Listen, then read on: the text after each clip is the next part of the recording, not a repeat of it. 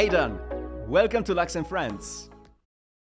Carlo, it's an absolute pleasure to be with you. I've been waiting for this moment for years, man. I finally got the invitation. Likewise. And I've been preparing for it, reading your latest book, Undistruptable, a mindset of permanent reinvention for individuals, organizations, and life. And I've got to tell you something. This is not my first read of the book, and it was not an easy task. Because, well, your book is about reinvention, which means questioning everything you do, your approach, your beliefs, your successes. And so, as I'm enjoying a good phase of my life, I'm happy at work, I'm happy at home, things are going well, but this book kept instilling doubt in me. And I think it's positive because there's no reason not to improve, not to change, and not to always find something new to embrace. But it wasn't an easy task. So, not only you write books about change, but you are also a change maker yourself. In fact, you specialize in creating educational programs for the corporate world. And in the corporate world, change is associated with innovation, and innovation is often associated with technology. But what I understood from your book is that innovation is not simply and only technological, but you have a more holistic approach to it, isn't it? Yes, and you identified that right. The title, it's why the title is about individuals, organizations, and life. And I was trying to encapsulate the entirety of the change, because we're living in a period of change that is so rapid, and I don't think we've even got started yet about what we're going to experience because of the rise of technology and artificial intelligence, the complexity and connectedness of things. That we saw that over the last 2 years with the pandemic, that one change over the other side of the world can make a massive dramatic impact across the rest of the world. And for us to be able to adapt quickly, we need to have this reinvention muscle built in. And when organizations talk about change or innovation, they mostly think about technology. And indeed, as you know, as I've had you twice on the show, my own show, the Innovation Show, I can't even put the Innovation Show in a certain category in iTunes, because the only place to put it is technology. And there's nowhere where I can fit it that's go, well, it's about technology, and it's about the human, and it's about mindset, and it's about life skills. Because for me, there's almost like a triple transformation that has to take place in an organization. There's digital transformation, which is essentially should be business as usual for organizations. We should always be updating our software, just as we do on a phone, on an iPhone or an Android or a computer. But the much more difficult change is the change of letting go of the past. So letting go of what got us to where we are today, if we're successful, like you identified. But then the most difficult one is the personal change for the human being, those people who make up organizations, because we find ways that we become successful through the habits that we build. And those habits are there for a reason, because the human brain is only 2% of our body mass, but uses between 20 and 30% of our energy, oxygen, calories. It's really expensive piece of machinery. And because of that, we store what we do as habits, as you know, and it can be very difficult to rewire those habits. And that's the difficulty when it comes to transformational change in organizations. People have found a way to get to the top of the ladder, to get the corner office, to get to the executive suite, to get to the boardroom. And then you're asking them to change both what they did to get there and to reinvent themselves in permanence, as well as changing their entire business model in some case. So as I say in the book, you cannot change business models until you change mental models. You can't change what people do until you change how we think. And that is extremely difficult. When you present this idea to successful executives of successful companies, don't they ever reply to you, but why change? It's going well.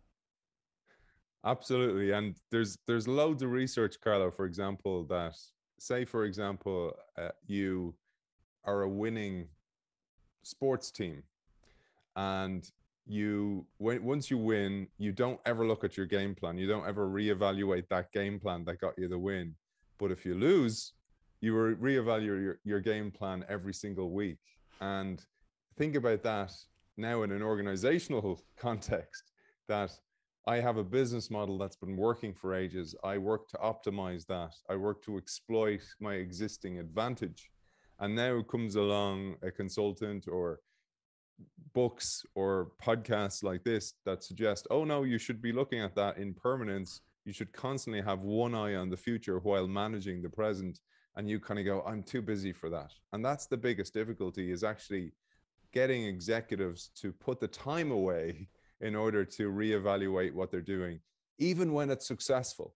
And I understand that entirely. I know, and it's like you started today's show, things are going well in your life.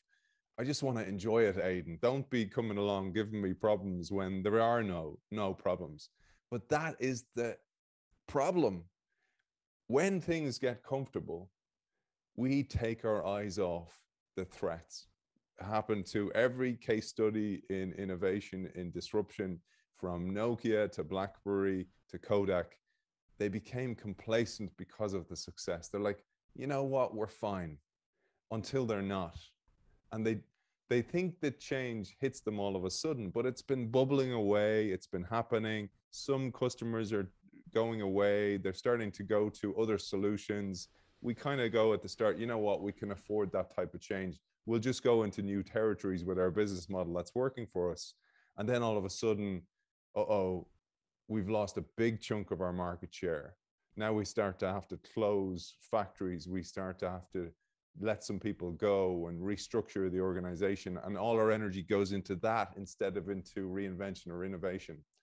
And I want to go back to the brain for a sec. I know you've done some great shows, for example, Helena Boschi, about the brain. When the brain's under stress, the brain cannot be innovating at the same time because of what I said there. It's 2% of your body mass, but 20 to 30% of your energy and oxygen. When the brain's in stress, what happens? Blood is diverted from the forebrain. The forebrain is responsible for our sound decision making, to our fists for fight and our feet for flight.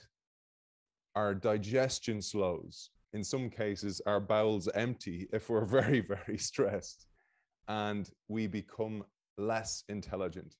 And that's when organizations go, we need to innovate. Tell people to innovate. You can't tell people to innovate. You have to create the environment in which innovation can thrive. And that environment needs to be relaxed. That environment needs to be somewhere where people can feel psychologically safe, that it's okay to make mistakes, that are symbiotic when it comes to innovation. Wow. We'll get into some methodologies to foster innovation. But before we get there, I'd like for you to share your story with our audience, because yours is a story of reinvention. You started your career as a professional rugby player, then you became a successful podcaster, a podcast, The Innovation Show, you mentioned it before, that gave you the opportunity to interview some of the greatest thought leaders of our time. And now you run successfully your consulting and educational business addressed to the corporate world and helping these people innovate and change the way you do business. So would you like to share your story with our audience? I'll do my best to keep it short, Carlo. I know it's a long story. I feel absolutely blessed, first of all. I feel privileged to have had the opportunities that I've had. And it doesn't always feel like that, because as we might discuss later, when you're in the interim between these transitions, the messy middle is difficult, and it can instill doubt in your mind, etc. So I want to recognize that up front, because I know many people who are considering change are crippled by fear. I understand that absolutely entirely. The gift that rugby career that I had a decade-long career in professional rugby, and the gift, and I call it a gift where many people don't, is that you have to retire early because your body just can't go on anymore. And I didn't love the sport enough to become a coach, which is what many players do. They go on and become coaches. But I want to go back earlier because there's a step before there. The career in rugby, I think one of the things we miss, and it's important for the parents that are listening or watching us today, is to realize that whatever is instilled in your child in the early days actually creates those habits we talked about earlier on. Those habits are so important because the brain goes through a process called myelination. And the way to think about myelination is, if you've ever seen an electrical wire, when the wire has the outer coating, the insulation removed, it's like a copper wire. And the brain in its early days, when it's forming habits, is these neurons communicate to each other, and it's like this electrical wire sending the communication. This is how I tie my shoelaces. This is how I tie my shoelaces. And then all of a sudden, the child has it. They know how to tie the shoelaces. And what the brain does is it forms a fatty substance called myelin around that brain circuit, around that way of doing something.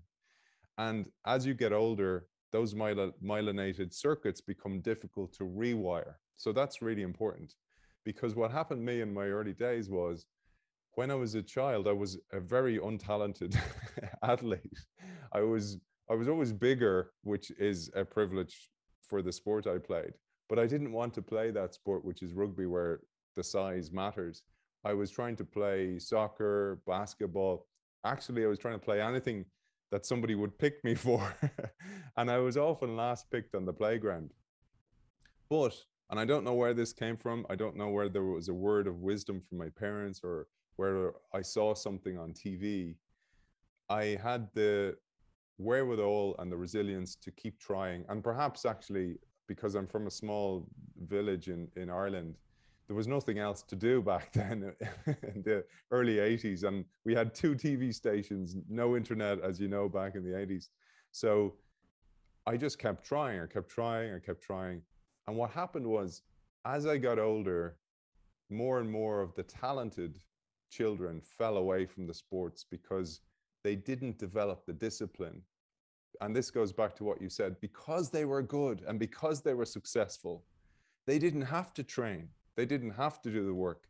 I was a different type of child. I had to figure out, how do you do that? How do you make the ball in soccer curl? How do you, in rugby, how do you do the pass? How do you, and they're like this, and I'm going, but how is your hands moving? So I'd have to break everything down into modular elements. And when you do that, plus you have a tiny bit of talent, you can do amazing things. So that was the early gift that experience, that seems like a negative one, gave me. So my first invention, if you want to call that, or reinvention, was from a child who wasn't picked to being a professional athlete. And I only took up the game of rugby in earnest, in seriousness. I started when I was 12 because I had to in the school I went to. But then around 17, I started to train hard, and I went, I'm going to go for this. I'm going to become a professional rugby player. That's when I made the decision. 3 years later, I was a professional rugby player. And I had the most magnificent experiences. I played in France for the best club in Europe, which is Toulouse, and the second best club in Europe, which is Leinster here in Ireland. And it was that discipline, the gift of discipline that I got from those experiences, that was absolutely magnificent. But inevitably, as the sports journalist, a man named Mark Cram, said, great men or great athletes die twice, one as great and the second as men or athletes. And I think that's a very telling sign for what happens in any professional sport, whether you're playing in ladies' sports or men's sports. You have to retire at some stage. But then what are you going to do? Even if you have all the money in the world, what are you going to do? Because you will not be happy just lounging around, playing golf on your yacht if you're that wealthy. We have to have a purpose. And I started to develop that purpose before the retirement time came. And again, the adversity I had was I was injured quite a lot towards the end of my career, and I built new capabilities. I started to learn, I started to read, because even though for those of you who are watching us, I have all these books behind me, I was a late reader as well, Carlo. I think I think your book, Sell with Style, was one of the, maybe the 10th book I'd read. Like, just to show you how new to reading I was. Now I read at least one book a week and interview the authors like you do for your show. And that was the discipline. That was the same discipline that I had learned as the child and as the rugby player, etc. So these cycles, and I think of them as cycles. I'll maybe we'll talk about it in a little while, but one of the symbols of the book is the symbol of infinity, but I like to think of it more as the symbol called the Ouroboros, which is a snake eating its own tail. And the symbol means that you have to consume yourself in order to build yourself. You have to continually cycle through consuming what you used to be in order to fuel what you're going to be in the future. And that symbol came to me much later, but that's what I was doing then. I was letting go of what I used to be in order to fuel what I would become in the future. And as you know, one of the great symbols or myths that I love, that is a great metaphor for all of this and a great metaphor for reinvention, is that of the phoenix, this mythical creature that every 500 years willingly walks into the flames, burns itself up, and from the ashes of what it used to be, gathers what's still useful. What skills do I still have that are useful for this new incarnation? And if I don't go through that cycle of burning off what's no longer useful, I'm not going to go through another life cycle just like the phoenix. I imagine sometimes an unwilling phoenix, and I'm like, Phoenix, come on, it's time for your fire bath. And the phoenix is like, oh, no, maybe we just get a drink, or maybe a last supper before I walk into the flames. And you're kind of going, you got to do it, man. You got to walk into the flames. And that is a great mental model for this life cycle. And as you know, it continued. Then I had a 8-year career in digital transformation. Then I went into innovation work, and again, picking up new skills and new capabilities as I went through all this. And then ultimately, I did latest one was a 3-year career in organizational development, leadership coaching, etc. Then I felt, now it's time to have the ultimate burn down, burn everything and go out on my own and create my own business. And I've been enjoying that for almost the last 2 years, which is just magnificent. I can imagine, Aidan, this very concept of burning what's no longer useful to one's growth. Can we deep dive into it? I assume many people listening or watching to us now are reflecting on your words. They say, okay, I understand that something is no longer serving me well, but how do you transition from realizing that you need to change something to be able to let go of things that may have created your identity, your own perception of yourself? How do you do that? I'm going to start with a little story, because the story, I think, is useful again. And as you know, Carlo, the book is peppered with these stories, but they're more mental models or metaphors through which to impart a really important message. And this one's from the end of the book, because I actually think, like Peter Drucker, the famous management guru and thinker, said that in order to do something new, you have to stop doing something old. That's where many people get unstuck, is you can't do everything. We don't have the bandwidth. Think about what I said about the brain again. You have limited amount of things you can do in life at any one time.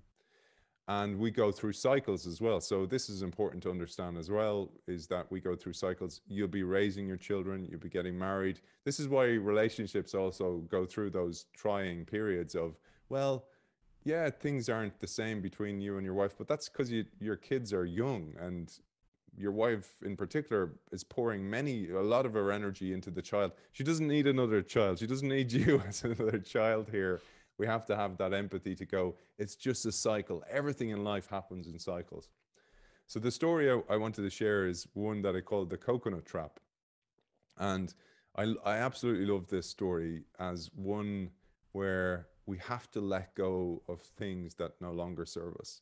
And the story goes as follows. So in a time where natives could trap monkeys and sell them to maybe invading soldiers. This is just to put it in context of the period, or to zoos. They'd use an ingenious technique to do so. They'd take coconuts and they'd hollow out a hole just wide enough for a monkey's hand to squeeze through. And that monkey would come along and they'd stuff it with fruit, this coconut, and they'd hang it on a tree that monkeys would frequent. And in time, the monkeys would come along smelling the fruit and kind of go, great, easy bounty for me here. Come along, squeeze that hand into that little hole, grab the fruit. And of course, when they grab the fruit, they create a fist and they can't get that fist out of the coconut. Along comes the captor, the potential prisoner guard. This could mean potential death for the monkey, or at least a life imprisonment. It certainly won't mean the monkey is free to swing from vine to vine in the future. But the monkey clings to the fruit, even though this captor is coming straight for it, clings to that fruit. And it's a perfect metaphor for what we do in life. We cling to grudges, those people who hurt us in the past, perhaps. Maybe ideas of revenge, some boss you had in the past who gave you a really hard time. Maybe it's an identity, like you said, Carlo, that you've created. It's, I'm known to be this sports guy. I need to tell everybody about it because what else am I if I'm not that? Or that you may be a business owner, a solopreneur, an entrepreneur. You've built your business. Everybody knows you for that. And you're going to burn that all away. What are you doing? This is your identity. And it's only through letting go that we can actually go free into the future. Same for a business. We cling to business models. The business model one is interesting because this is what happened. Companies like Nokia, they had a business model that worked. Along come Apple and the iPhone with a new business model where the phone is subsidized by the carrier, and Nokia can't get their head around it. It wasn't just about the phone. It was about the business model. And we have to also innovate with business models as well as mental models in order to let go and go into that future. So that's a very, very important thing. We have to be looking at ourselves as a portfolio of skills. So what are my capabilities? What can I count as a habit now and go, okay, I don't need to put any more energy into that. I'm quite at the top of my capability there. What can I start to build that if I mix it into those capabilities, back to the idea of the phoenix, where from the ashes, I keep this, but I'm going to build this new capability that makes me different in the marketplace, makes me different in the workplace. It gives me a different identity that I can wear for a while, because that's an important aspect as well. The term persona comes from the Greek for mask. And what it referred to was the actors in the old Greek agora used to wear masks called persona. And we all wear personas in the workplace, different realms, guests on podcasts, whatever it might be. And we need a portfolio of personas, because some of those personas are not serving us, because it takes a lot of energy to wear a mask. And many people out there hate their jobs. They work for people they don't like. They work with people who are bullying them or ostracizing them in some way. And to wear that mask is a huge weight on somebody. It drains so much of your energy.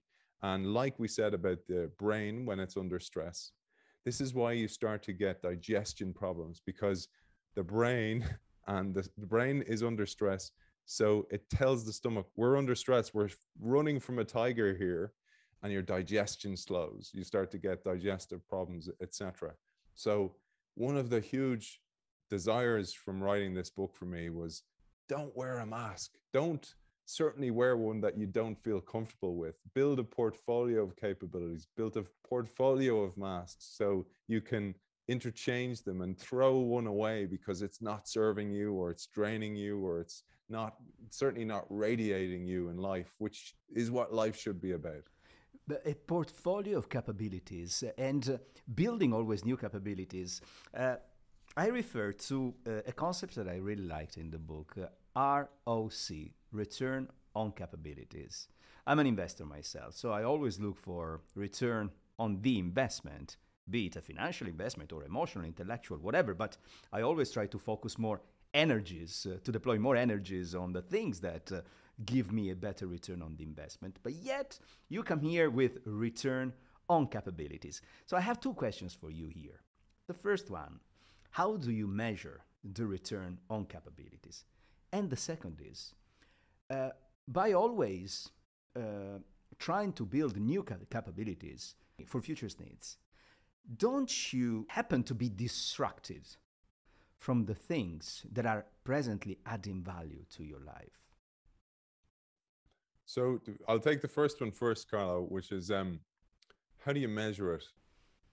Very difficult in traditional measurement. And this is the real challenge with innovation. So let me put it this way through a concrete story. So if you think about any attempt, let's take podcasting. Maybe somebody listening to us here has attempted to write a book or start a podcast and they stopped.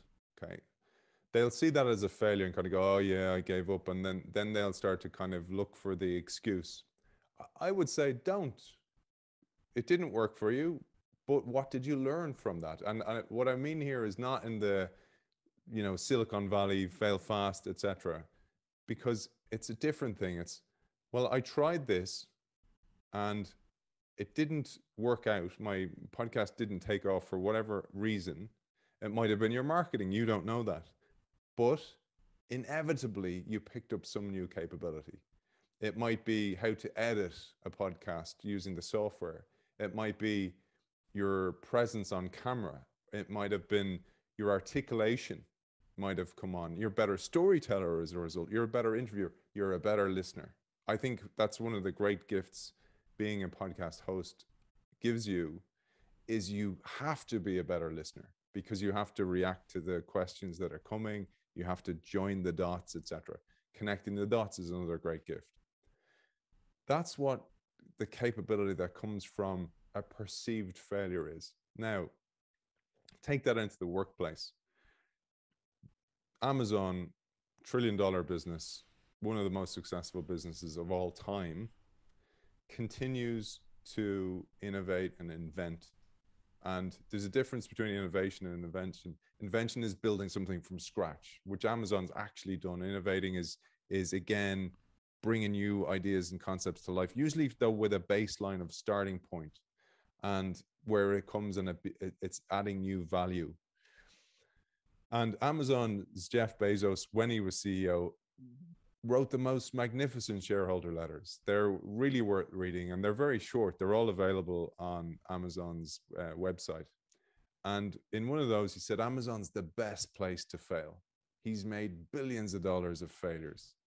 And he lists those failures, etc. And there's a lot of espoused, and espoused is this beautiful word where it's like you say these things, but they're not actually true. A lot of espoused values of innovation and leadership and looking after your people that are mentioned by many, many CEOs. And I wondered, is this actually true in Amazon? So I spoke to not somebody who was seen as extremely successful in Amazon, but somebody who was responsible for one of their famous failures. If anybody remembers the Fire phone, Amazon couldn't sell them. They couldn't get rid of them. They couldn't sell them in a fire sale, right? Excuse the pun. And the idea here was Amazon had got a product leader, a gentleman named Ian Fried, very successful gentleman, who'd joined Amazon. And as he said, he wanted to join a company where the stakes were high and he could play where the base was loaded. That's a baseball term. It means like there's a full stadium. It's the last hit. You got to get a home run in order to win the crowd. And he wanted to go somewhere where the stakes were high, where he wasn't doing small incremental innovation. He was doing huge innovation. Now, Ian Fried was working on two projects simultaneously, a concept called job mobility, where people are learning and connecting the dots across the silos that exist in organizations. And Ian Fried was working on the Fire phone. Now, to put it in context from a time perspective, the Samsung smartphone hadn't come to market yet. The iPhone was in its infancy. It was in its early days. Amazon saw an opportunity. They'd worked really hard, and then they released the phone. It was an absolute flop. Nobody wanted it because in the interim, Samsung had come to the marketplace. iPhone had just taken off and stolen the market. So what did they do? Think back to the Phoenix. They look in the ashes, again, excuse the pun, of the Fire phone to go, what was useful from that experience that we can use somewhere else in the business? And here's the thing, it might not just be technology, it might be capability from the team who worked on that. So they worked on that and they inevitably developed new skills, new know-how, new organizational knowledge. How can they deploy that elsewhere in the organization? Because Ian Freed was working on two projects, the other project he was working on was known as the Smart Speaker Project, the Echo. So he looked in the ashes of the Fire phone, what's useful from this $170 million write-off, to put it in perspective. And he says, you know, we've developed this voice capability where none of the other phones have done it, called Alexa. What if we take Alexa, lift it out of those ashes and put it into the Echo speaker? And then we have a smart speaker with voice capabilities. We only know them as Alexas now. It's such a runaway success for Amazon. It's created a whole new search engine model, advertising model, because this is a huge threat to Google. And that's why Google had to try and catch up, because when I use voice, I bypass the search engine. Alexa, order me some new batteries. Do you want Amazon branded batteries? Sure, stick them in the cart. And everything happens. Then drone delivery comes, drops my batteries there. That's why Amazon adopted this concept of seeing through the failure and the capability that they built, using it elsewhere. So the same happens in a personal level as well as an organizational level, but with the prerequisite that you have to have psychological safety, that it's okay to fail when it's in the attempt to build something new. It's not okay to fail if you're a midwife delivering a baby where you drop the baby. That's not okay. There's different failures, and no two failures are alike in that respect. If you're trying something new, you're going to have to fail. If you're not failing, you're not trying hard enough. And that's an important aspect for children as well. They should know, if they're practicing taking their penalty kicks in soccer, you're going to miss more than you're going to get at the start. And then you're going to get less misses and less misses and less misses. That's the way you succeed. You fail your way towards success. But when it's something that you have grasped and you have, then it's not okay to fail with that mistake. That's a different type of failure. And categorizing those failures is really, really important when it comes to return on capability. That makes a lot of sense to me. Aidan, this Amazon story is a fantastic one, very representative of the concept. One may argue that Amazon has failed at the expenses of many investors, and not everybody can afford the same, but that doesn't make the story less effective. And speaking of stories, I've been following your work for many years now, starting from the Innovation Show. I had the privilege and the honor to be a guest, but I kept following throughout the years your book, of course, and your hundreds of articles, blog posts that you publish both on LinkedIn and other mediums. And the one thing that keeps recurring is that I don't recall a single article written by you that doesn't feature a story. You are a great storyteller. I love stories. I also have mixed feelings with regards to stories, because I think they are extremely powerful at connecting points, but they are so powerful that with stories, you may connect points that are not really connected with them and convince somebody of you or yourself that those points are connected when in fact they are not. But where does your love for stories come from? And what methodologies, so to speak, do you use to be so successful at storytelling? So I think it goes back to an origin of, it's the best way I personally learn. I learn through metaphor. And I just want to let our audience know, I met Carlo through inviting him onto my show first, and it was right at the start, and it was a great experience as well. Don't listen back, because I was terrible back then as an interviewer as well on my show. But then I had the great experiences again of interviewing you much later on in person here in Dublin in Ireland as well. So I developed that skill of, I would call it a way of learning through metaphor. And metaphors are such powerful ways for us to grasp concepts, because I don't say, for example, in innovation, and this is why I mentioned the time I met Carlo, is behind me, for those people who can't see us, are hundreds of books, and many of them are about innovation, and they can be sometimes very difficult to read. They're academic, etc. And with my own book and with my own work in corporate learning, I wanted to build something where people will just go, ah, that's all it is. That's what you mean. And replacing or using the story as a vehicle for the message that I want to land. And to Carlo's point, I don't leave that responsibility with the audience to figure out what I was talking about. I will actually make the point. And I learned this again through a great guest on the show, Joel Schwartzberg. He did a book called Get to the Point. And I realized, actually, even when you give a quote in your talks and you're giving your keynotes, you have to make the point. I'm sharing that quote because, or I tell that story because. And that was a key part that I was missing in the early days. So I want to say mea culpa there. I was making that mistake. But to the story's perspective, there's a science to storytelling. There's a neuroscience to storytelling. If you think about the technologies we've developed as humans, one of the early technologies was fire.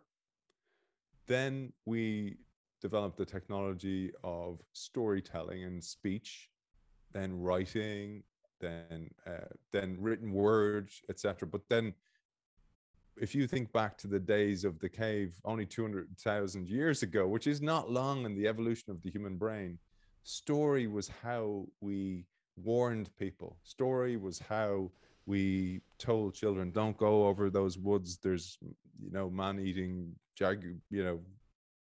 saber-toothed tigers. Don't go there. Here's a story of what happened. Your Uncle Johnny, or Uncle Ugg, probably more likely. Because storytelling is built into the evolution of the human brain. We connect with stories. But then you got to understand as well, there's neurochemicals that connect to the story. So Hollywood blockbusters know this. Netflix documentaries know this. Amazon Prime knows this. Disney Plus knows this. The cliffhangers they leave you at the end of each episode will evoke dopamine. And dopamine is the molecule of more. What's next? Give me more, give me more, etc. So you're connecting to the neurochemicals of the brain as well. The other one is oxytocin. So oxytocin is the chemical of togetherness and belonging. This is where you get it from a fist bump or a connected or a feeling of we're on the same team.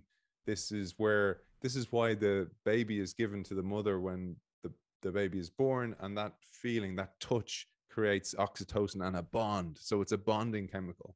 But one of the ways you do that is through story. Not only from the story that you can relate to and you feel that you're part of that story that the storyteller is telling, but also then, for example, you have a feeling of, I've been through that. Great. I feel this person's on my team because they're trying to get me to understand it. They're not trying to make themselves sound smart. They're trying to land the point. They're trying to help you learn more. That's an important aspect. Last one I'll mention, there's more, but you have also endorphins. And endorphins are, for anybody out there who does training during the week, say, for example, you go for your jog or you love your gym before work, back in the days where we were always in the office Monday to Friday. And then at the weekend, you find yourself, you're a little bit cranky. You're not yourself. It's probably because you're going through withdrawal symptoms of endorphins. Endorphins you get from physical training. And the concept here was, if you think back to the days in the cave again, when I got up in the morning, I didn't just rub my eyes and walk to the fridge and take my breakfast out. There was no fridge because that would attract vermin and pestilence and disease. And this is why we actually started to befriend dogs and wolves, by the way, so they'd eat the scraps as well. And we could use them for warmth as pillows and blankets. But I had to usually go out and hunt. That was my job, hunter. Gatherers. Hunters were traditionally the men because they were more physically adept. And then gatherers were the women who'd stay and mind the tribe, but also gather berries, etc., that we could eat. So I'd go off and I'd run, and sometimes I'd be off running all day, and sometimes I'd have to survive for my life as well. And my body, to mask the pain of that experience, would release endorphins. And that's why, for example, when you do a really hard training session, and then about an hour later, you're like, oh man, I am sore. The endorphins wear off. But you can achieve endorphins through laughter. So when you laugh and it's a hearty laughter, the rib cage shakes and you release endorphins and you feel good, etc. So there's a neurochemical aspect to story as well, Carlo. But for me, apart from all the neuroscience and science of storytelling, I love the perspective that I can achieve a breakthrough moment of learning through something as simple as a story. And I love hunting for those stories. I love not only finding them, but actually building them, creating them from scratch, something that's seemingly unrelated, and kind of going, because that's how I learn. I go, that's just like this, and that's just like this. And that's essentially what a metaphor is and why I use them, and hopefully to good effect in the book. Indeed. Aidan, before I thank you for this very insightful conversation, there is one last concept. And it's hard to pick one now because the book is full of concepts and ideas. But there is one that I do really love, which is the very idea of kintsugi, that Japanese art to repair broken pots with gold fillings. I find it beautiful because I think it applies to life as well. When something is broken, it's an opportunity for you to improve and to not to get rid of something that is still precious. I think in business it applies in many places, especially the after sales where it comes to my industry, the luxury industry. But I leave it to you to explain what kintsugi is and how does it apply to the business and corporate world.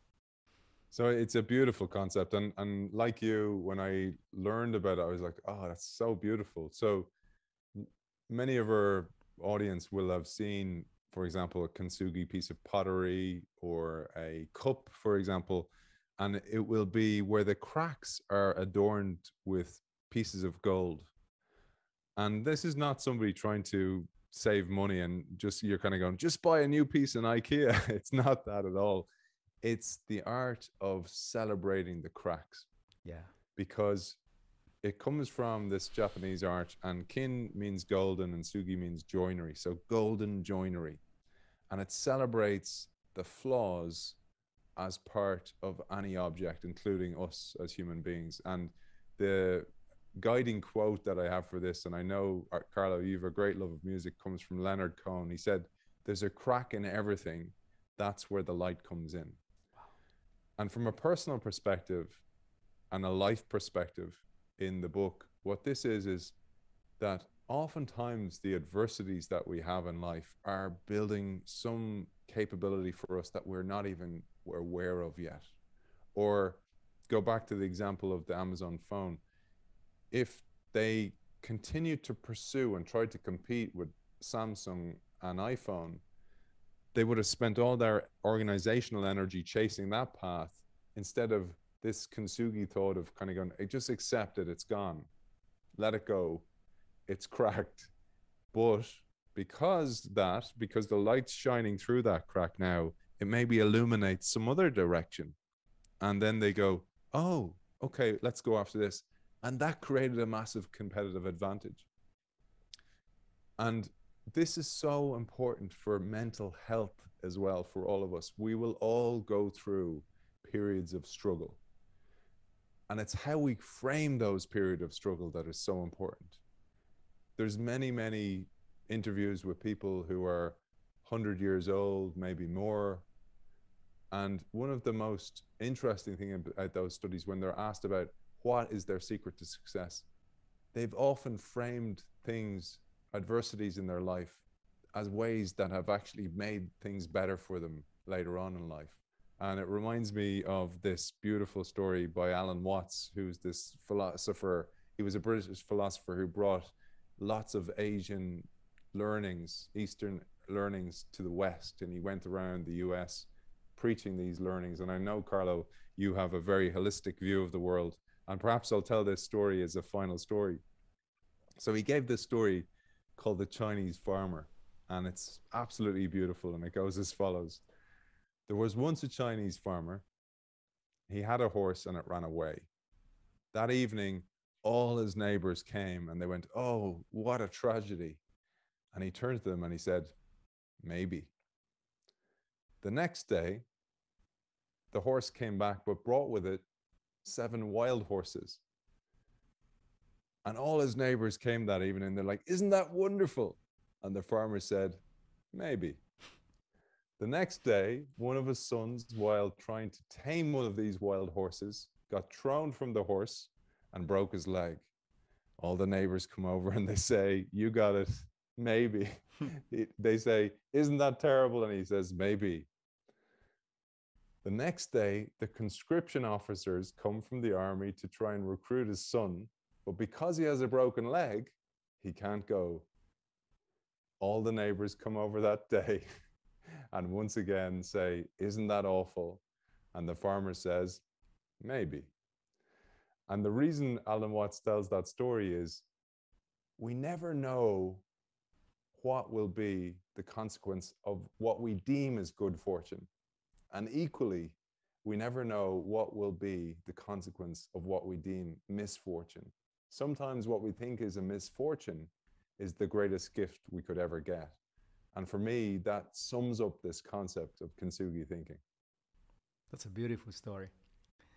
Aidan, I recommend once again to our listeners and viewers to get hold of your book, Undistruptable, A Mindset of Permanent Reinvention for Individuals, Organizations, and Life. And I also highly recommend to listen to your show, The Innovation Show. How many episodes now? 400 plus? Yes, sir. Yes. And of course, all your LinkedIn articles. Before we say goodbye, Aidan, 2 things. The first one, where can our listeners and viewers contact you in case they want to know more about you and your work? And in addition to the fantastic content you produce, is there something else, books, videos, articles, that you would like to suggest for people who are thinking now to finally liberate themselves and embrace change? So firstly, you can find me most places like Carlo. I'm very active on LinkedIn. I have newsletters there. The Innovation Show podcast, like your podcast, Lux and Friends, it's everywhere. It's on Spotify, it's on Amazon, anywhere. It's on Alexa. It's all everywhere you find audio. And the Innovation Show website is www.theinnovationshow.io. And the reason it's .io is that stands for input output.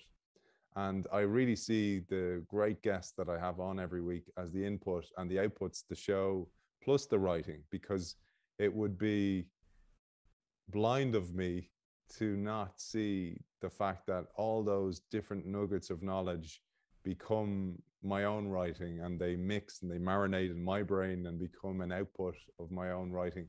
And I want to take the opportunity, before I mention some resources, to thank you, Carlo, because Carlo kindly put up with me as I iterated on my book and changed things around, etc. And he was an accountability partner, and also gave me great advice, what was working, what wasn't working, and also a great friend through the process of writing the book. So I want to thank you, Carlo, for that.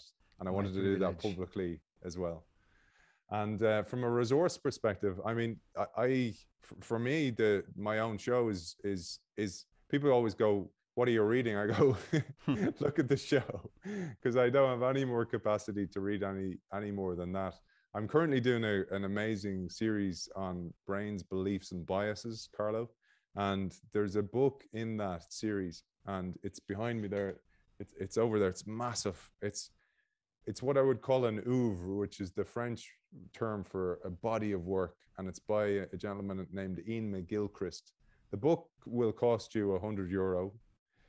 It's 2 books about this thick, and if there was only one book you're going to read all year, I'd read this book. It's absolutely magnificent as a stimulator of thought and as a way to reevaluate the world, like you, Carlo, and like me, except at a much higher level. Aidan McCullen is a polymath. He reads widely. He's read every piece of research about the brain and how the brain becomes this lens through which we experience the world, and how it's become more left-sided, so therefore more logical and more numbers orientated and metrics and less holistic, because we need the right and the left working together in a fruitful tension in order to have the best possible world. And I think that's a beautiful message, and one that I absolutely love, and one that why I wrote this book in a holistic way in the same fashion. Wow, not taken. Aidan McCullen, it was a joy having you on the show. Thank you. Thank you, Carlo.